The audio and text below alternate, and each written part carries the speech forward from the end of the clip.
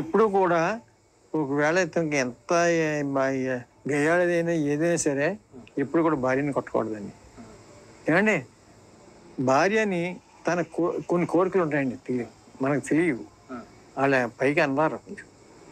అప్పుడు మనసు ఎరిగి వాళ్ళ యొక్క కోరికలు తీర్చాలి. ఫస్ట్ పాయింట్ అండి. ఆ కోరికలు తీర్చినప్పుడు వాళ్ళు అనుకూలంగా ఉంటారండి అండి. అది తప్పకుండా చెయ్యాలి. అవి మితిమీరినవి అయితే అవి మితిమీరినవి అయితే అప్పుడు ఏం చేయాలంటే మనం వాళ్ళని మంచి గురువుల దగ్గరికి, మంచి యాత్రలకు తీసుకెళ్ళి అక్కడ ఆ యొక్క ఆ ప్రదేశం సందర్శించడం వల్ల, కొంచెం సాధువులు పాదం పెట్టడం వల్ల మారినాక అవకాశం ఉంటుంది. అలాంటి చోట్ల తీసుకెళ్ళి శాంతంగా మలుచుకోవాలి తప్ప ప్రతిదీ నువ్వు నాకు అది కావాలని అనుకోండి తప్పకుండా తెస్తాను అనాలి తప్ప తేడా అనకూడదు అంత శాంతంగానే. అప్పుడు మీరు ఇంటికి వచ్చేటప్పుడు మీరు తెచ్చారని అడుగుతుంది గట్టికని, అని మర్చిపోయినా నువ్వు ఏం కంగారు పడుకో, నేను రేపు చేస్తాను కదా అని శాంతంగా చెప్పాలి.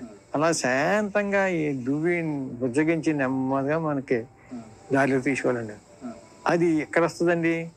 ఇతనికి పూర్వజన్మ సంస్కారం బాగా ఉంటే, వీళ్ళ యొక్క తల్లిదండ్రులు సంస్కారం బాగా ఉంటే ఆ బుద్ధి మగవాడికి వస్తుంది, మలుచుకునే శక్తి. గృహస్థాశ్రమ ధర్మాలు అన్నారు కదా, అసలు ఏంటంటే గృహస్థాశ్రమ ధర్మం అంటే?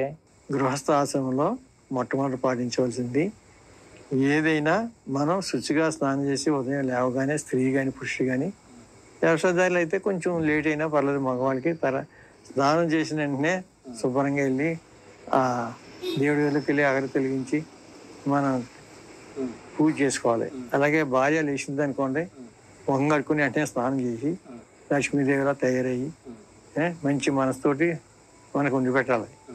అలాగే భార్యకు కావాల్సిన అనుకూలంగా మనం ఏ లోటు లేకుండా, ఆవిడకి కష్టం కలగకుండా మనం ఇంట్లో అన్నీ తెచ్చి సమృద్ధి ఇవ్వాలి. అది తర్వాత మంచి మనసుతోటి పిల్లల్ని పెంచాలి. మంచి ఆశయాలతో ఉండాలి. మనం మంచి ఆశయాలతో ఉంటేనే మన బిడ్డలు కూడా ఆశయాలు వస్తాయి. ఇంకా కోకోలండి గృహస్థాశ్రమంలో మనం పాటించవలసి చాలా ఉన్నాయి. అంటే ఈ ఆధ్యాత్మిక మార్గంలో వచ్చిన వాళ్ళు చాలా వరకు సాధన చేస్తున్న వాళ్ళు, మన లోపల షట్చక్రాలు ఉంటాయి, అవి ఒక్కొక్కటి దాంట్లో